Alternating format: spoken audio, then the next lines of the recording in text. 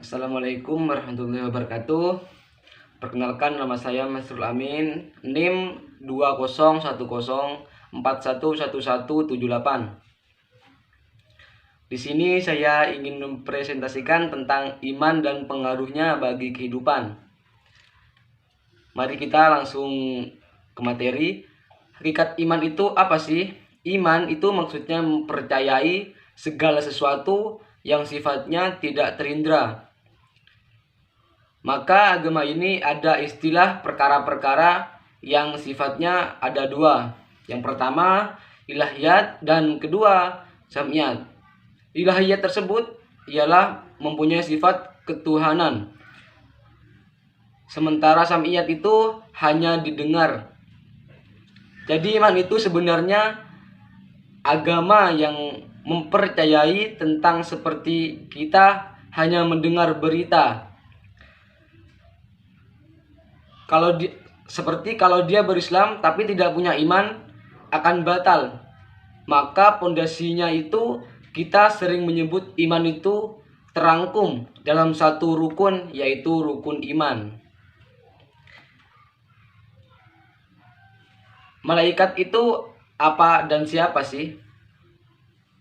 Pada masa sahabat ada nabi dan malaikat berubah wujud menjadi manusia untuk memberikan sebuah pengajaran kepada orang-orang yang tidak ada.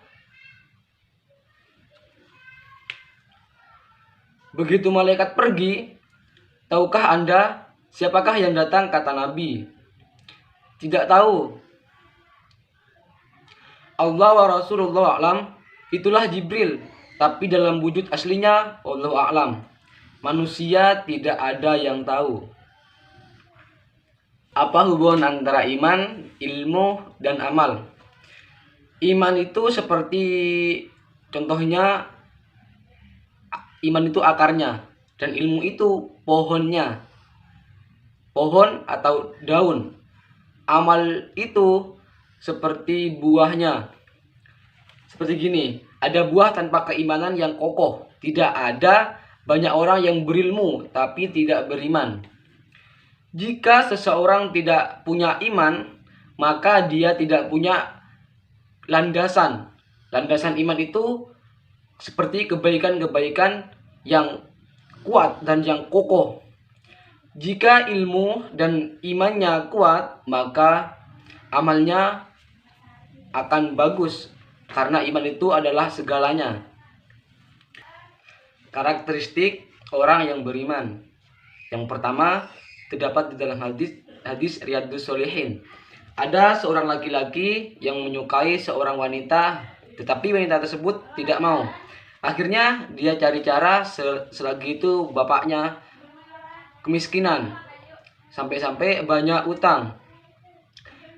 Bapak tersebut tidak bisa membayar utang, tetapi wanita itulah yang sebagai ganti atau pembebas utangnya bapak-bapak tersebut. Ketika dia mau menyetubuhinya, wanita tersebut mengatakan, "Kamu bisa memiliki tubuhku," kata wanita tersebut, "tapi tidak bisa memiliki hatiku." Tetapi pria ini memaksa, sampai wanita ini mengatakan lagi, "Takutlah kepada Allah, berimanlah kepada Allah."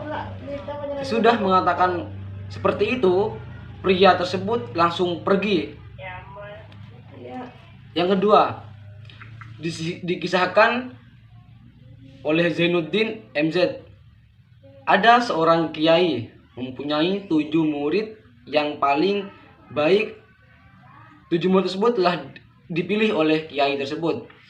Tetapi dari 7 murid tersebut, Pak Kiai ini condong dengan 1 murid, hingga murid yang lainnya cemburu. Santri tersebut memprotes tanpa memilih. "Kenapa memilih satu di antara kita?" kata santri tersebut. Pak Kiai bilang, "Tidak nak, semuanya punya ilmu." Habis itu semua disuruh kumpul, masing-masing diberi 1 ayat dan pisau.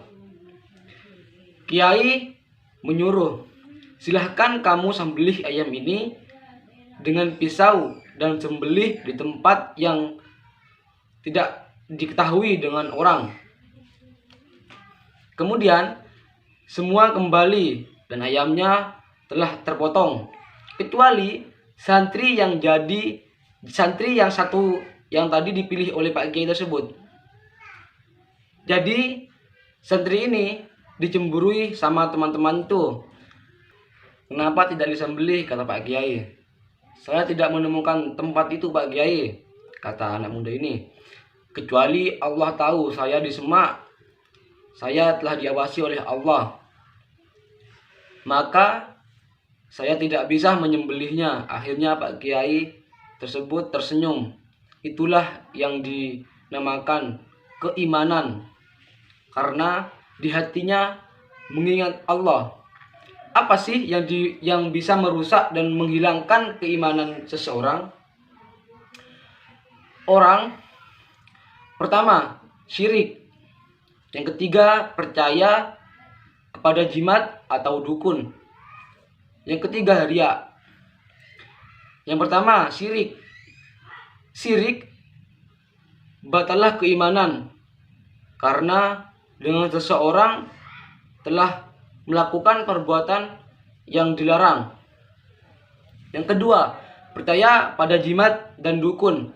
Contoh seperti orang pengen kaya raya, dan seorang tersebut telah mempercayai dukun dan jimat tersebut, maka orang itu percaya dengan jimat. Itulah dinamakan menghilangkan keimanan kita. Yang ketiga, riya. Apa itu riya? Riya itu memamerkan amalan-amalan kita sehingga iman kita akan batal. Demikian dari saya. Mohon maaf kalau ada tutur kata yang salah. Wassalamualaikum warahmatullahi wabarakatuh.